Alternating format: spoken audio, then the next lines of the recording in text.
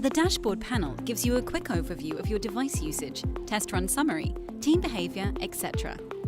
If you are a sub-user, then you can only see the information of your own test runs. Users shows how many users are associated with your account. Used devices is the number of devices used in your projects. This includes the total number of devices used by every user under the main account. Your projects is the number of projects created for which test runs have been executed by you and your sub-users during the past month. Test run pass ratio shows the cumulative test case pass ratio from all the test runs done by you and your sub-users for the past month. Your test runs shows the number of running tests that are executed by any user attached to your account. Device execution summary shows the overall performance of all the devices executed in the past test runs.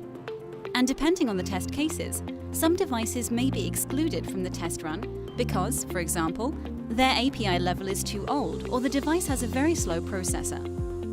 Project test case success ratio shows the overall quality of the test executions per project.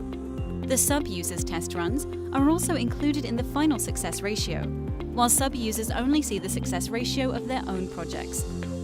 Last 10 test runs shows the test and device success execution ratios. This list shows you how well your tests are maturing and performing on different devices you are using in your testing. And lastly, here you can find the most failing devices and most used devices in the last 30 days.